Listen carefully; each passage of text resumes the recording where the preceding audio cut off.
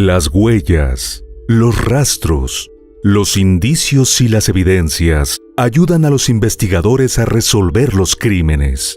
El pasado de la víctima y del victimario nos ayudan a comprender su comportamiento.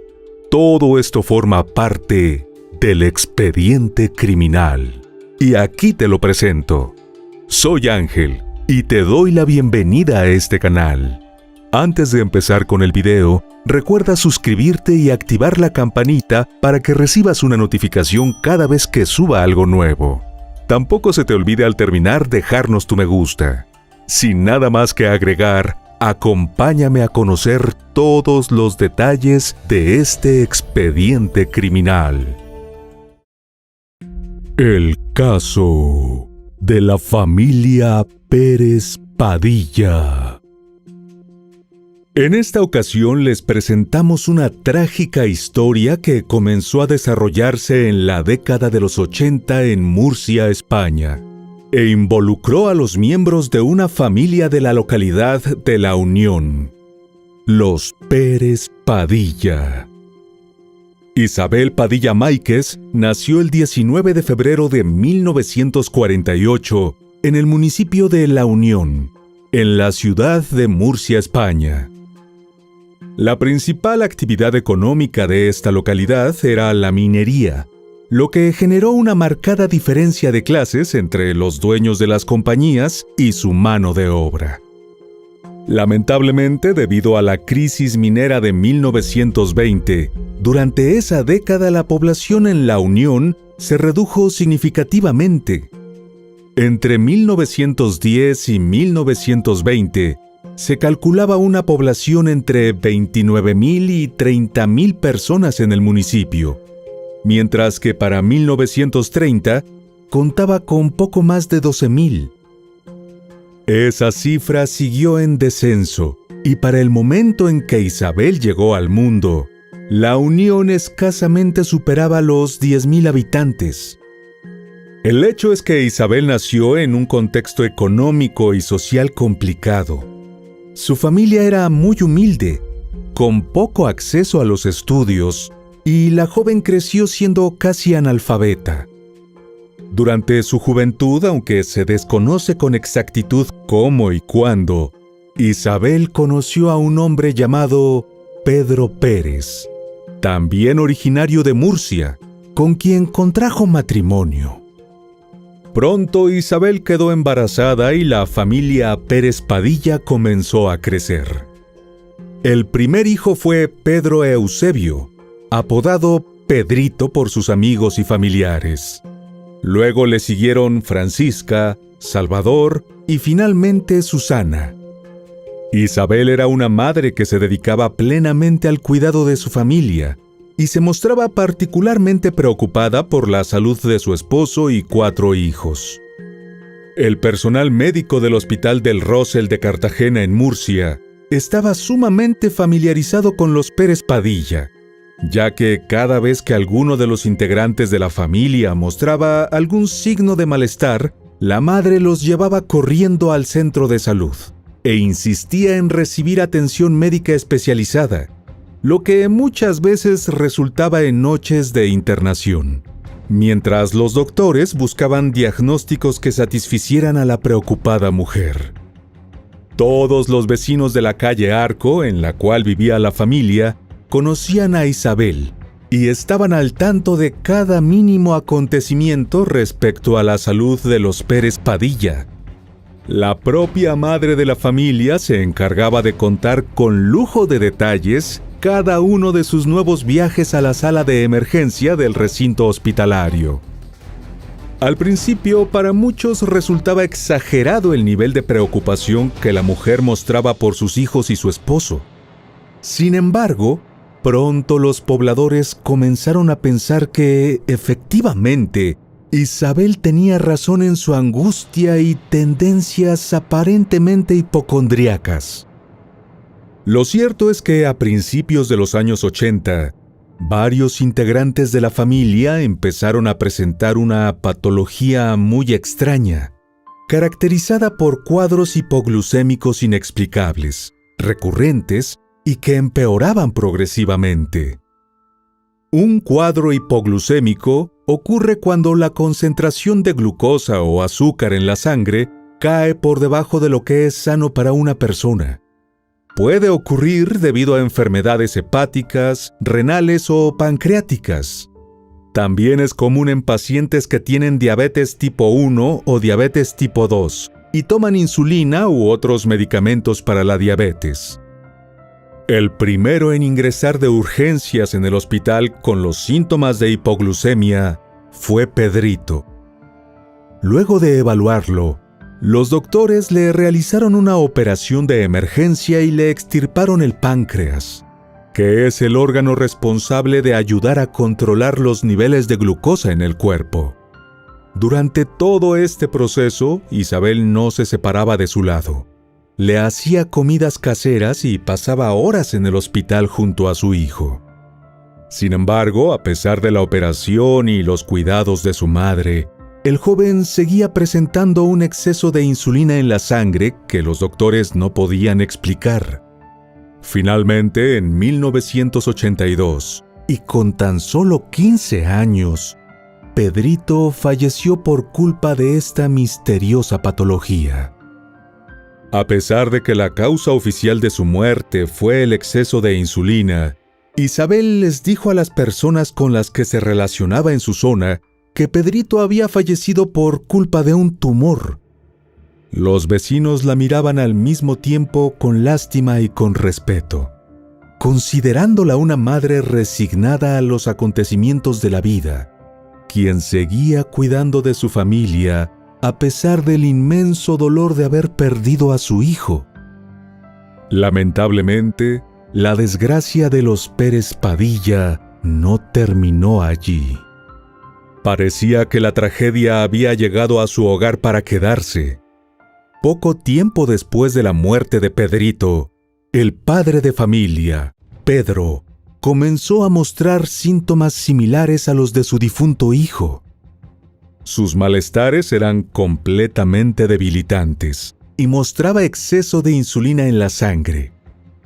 Pedro fue sometido también a una extirpación del páncreas, pero al igual que ocurrió con su hijo mayor, el procedimiento no logró acabar con la enfermedad. Tal como lo hizo con su primogénito, Isabel se mantuvo firme al lado de su esposo. La mujer no lo dejaba nunca. Estuviese Pedro en casa tan enfermo que no podía levantar la cabeza o internado de urgencia en el hospital. Así, para los vecinos se consolidó la idea de que Isabel era la encarnación de una madre y esposa devota y abnegada, que se tomaba muy en serio sus votos de matrimonio y responsabilidades maternas. Sin embargo, los doctores no lograban dar con el origen de la extraña enfermedad que asediaba a la familia. Los tratamientos no parecían tener efecto, y Pedro iba empeorando cada vez más. Pedro luchó contra esta misteriosa patología durante 6 dolorosos años, pero a mediados de 1990, su cuerpo no resistió más y finalmente sucumbió ante el exceso de insulina presente en su sangre. Una vez más, la muerte atacaba a los Pérez Padilla. Tan solo un par de meses después, habiendo apenas superado la pérdida del patriarca de la familia, Susana comenzó a sufrir de fiebres altas difíciles de combatir, acompañadas de vómitos y debilidad muscular.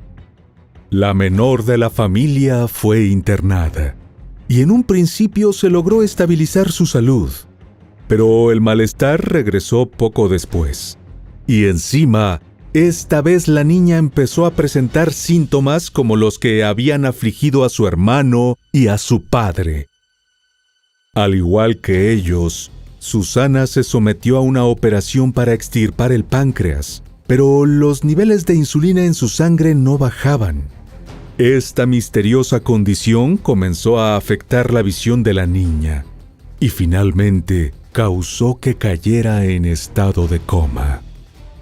Los doctores la mantuvieron en la unidad de vigilancia intensiva, donde solo podían visitarla el personal médico encargado de su caso y su madre. Desafortunadamente, en abril de 1991, a pesar de todos los esfuerzos realizados por el personal de salud, Susana, que en ese momento tenía tan solo 8 años, también perdió la batalla contra la enfermedad.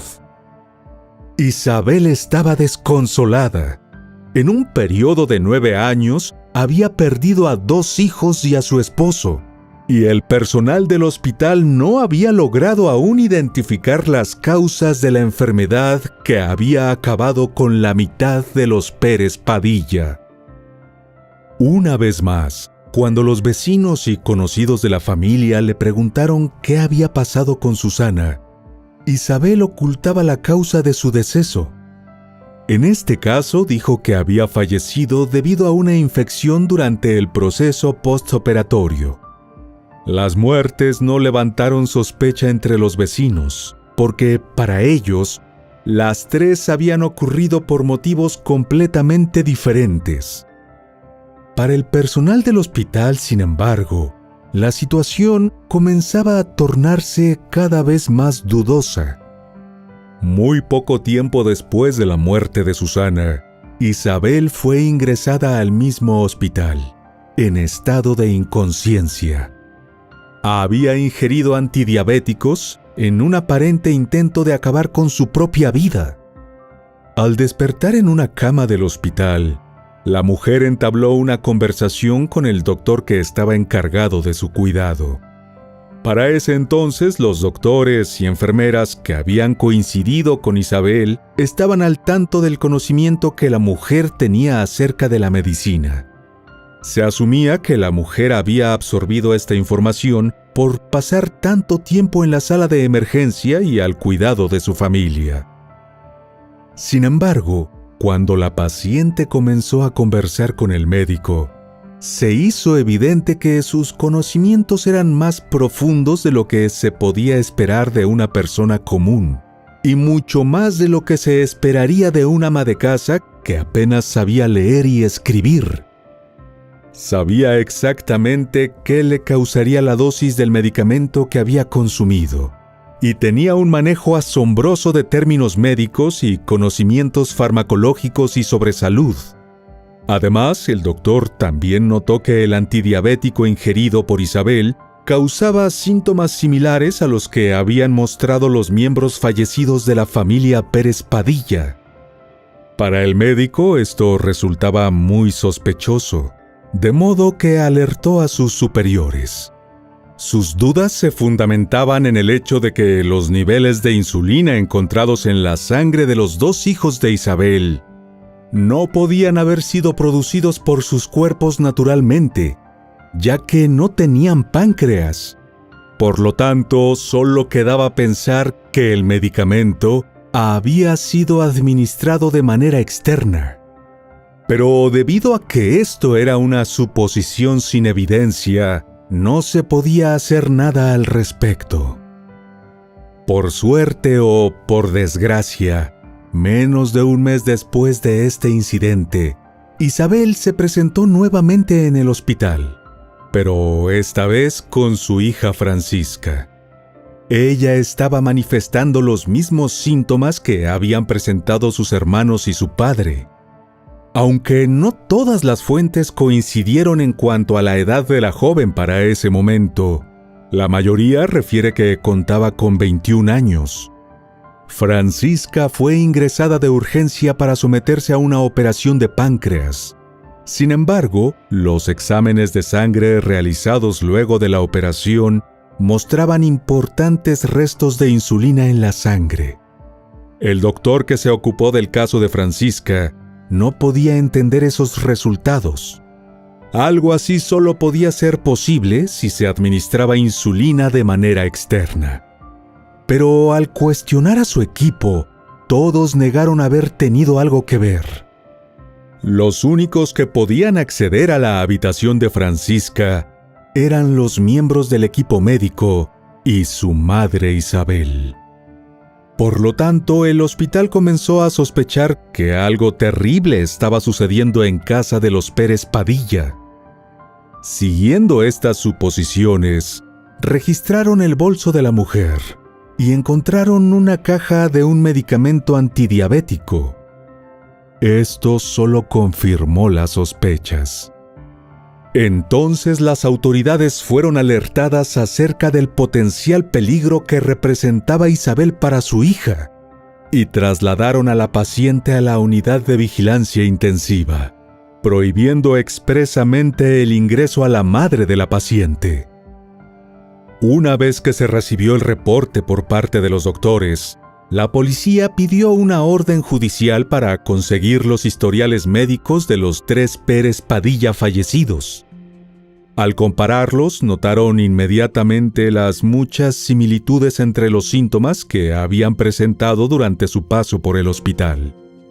Creyendo que podría estar involucrada en el deterioro de la salud y el fallecimiento de sus familiares, las fuerzas policiales detuvieron a Isabel el 11 de diciembre de 1991, cuando regresaba de hacer las compras en el mercado.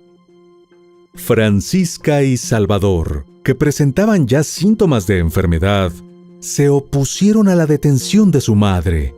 Sin embargo, la mujer quedó bajo custodia policial para ser interrogada y posteriormente juzgada, mientras que los 2 hijos sobrevivientes de la familia Pérez Padilla fueron llevados a Madrid y Valencia para restablecer su salud alejados de su progenitora. Durante el interrogatorio, Isabel confesó únicamente que le había dado las pastillas antidiabéticas encontradas en su bolso a su hija Francisca por error, pero que cuando se dio cuenta, lo trató de contrarrestar dándole azúcar. También insistió en que sus hijos y su esposo sufrían de diabetes, aunque ninguno de los 5 había sido jamás diagnosticado con dicha enfermedad. Al igual que le había sucedido al doctor hacía un tiempo atrás, los agentes que tomaron la declaración de Isabel no podían creer su nivel de conocimientos sobre medicina, particularmente con respecto a la diabetes y la insulina. A pesar de todas sus justificaciones y excusas, Isabel Padilla Máiquez fue acusada de acabar con la vida de su marido y sus 2 hijos por sobredosis de insulina. La insulina es un potente reductor de los niveles de glucosa en la sangre y puede ser mortal si se inyecta en dosis excesivas en personas sanas. Además, tiene la particularidad de que sus rastros desaparecen a las pocas horas de haber hecho efecto, por lo que puede confundir a los forenses a la hora de determinar las causas de un deceso. En el juicio, la defensa de Isabel propuso la posibilidad de que la familia sufriera una anomalía genética hereditaria o algo similar. Pero Francisca y Salvador se habían logrado recuperar estando alejados de su madre, por lo que ese argumento quedó descartado. En cambio, se logró comprobar que la mujer colocaba fármacos para la diabetes en la comida que preparaba para sus familiares, lo cual causaba cuadros hipoglucémicos. Isabel insistió siempre en su inocencia y acusó a los médicos de diagnosticar y tratar erróneamente a su familia, lo cual habría llevado a sus muertes. Al preguntarle por qué no había denunciado estas supuestas malas prácticas y errores médicos, la mujer simplemente dijo que cualquiera podía equivocarse. Durante el juicio también se reveló que Isabel sufría del síndrome Munchausen por poderes, según el médico forense que le practicó las pruebas periciales para elaborar un informe psiquiátrico. Las personas que sufren de este síndrome, normalmente mujeres, sienten la necesidad de ser imprescindibles para su familia y también buscan inspirar compasión y atención en respuesta a sus desgracias continuas, haciendo el papel de mártir abnegado cuando en realidad son las culpables del sufrimiento de sus víctimas. Es decir, Isabel estaba causando la enfermedad y la muerte de los miembros de su familia porque tenía una necesidad compulsiva e incontrolable de ser el centro de atención y de despertar simpatía en todo aquel que pasara más de un minuto en el mismo espacio que ella. Uno de los casos más conocidos a nivel mundial del síndrome Munchausen por poderes fue el de Gypsy Rose, quien, según su madre, Didi Blanchard, pasó años sufriendo de leucemia, asma y epilepsia. La joven usaba un tubo de oxígeno, recibía excesivas dosis de medicamentos y pasó más de 20 años en una silla de ruedas, cuando en realidad no tenía ninguna enfermedad y solo era víctima de su madre, que padecía este síndrome. En 1995, la Audiencia Provincial de Murcia condenó a Isabel Padilla Máiquez, de 47 años, a 89 años de cárcel por la muerte de su esposo y sus 2 hijos.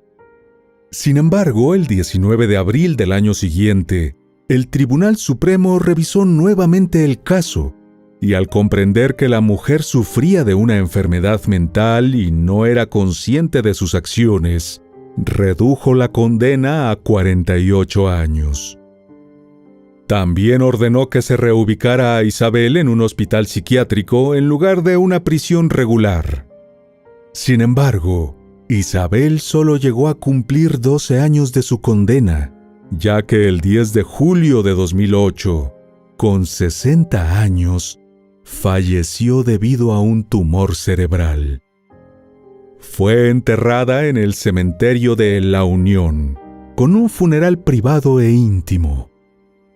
Francisca y Salvador, los 2 Pérez Padilla sobrevivientes, creyeron siempre en la inocencia de su madre y la visitaban con frecuencia durante su encarcelamiento. Algunos especulan que los 2 hijos desarrollaron síndrome de Estocolmo como respuesta al trauma causado por las acciones de Isabel, pero nunca hubo pruebas que apoyaran esta idea. Lo que sí es seguro es que Isabel padecía de una enfermedad mental que la llevó a hacer cosas terribles a 3 de las personas que más la quisieron y confiaban en ella. Su caso causó un gran impacto en la población en la que residía la familia, no solo por la trágica muerte de 3 de sus vecinos, sino por el hecho de que fallecieron como consecuencia de las acciones de aquella mujer a la que consolaron una y otra vez, y a quien consideraban una madre y esposa ejemplar. Y bueno, querido oyente, hasta aquí el caso de hoy. Te espero en otra entrega para que juntos analicemos todos los detalles de los más terribles crímenes de la historia. Nos vemos hasta el otro expediente criminal. ¡Adiós!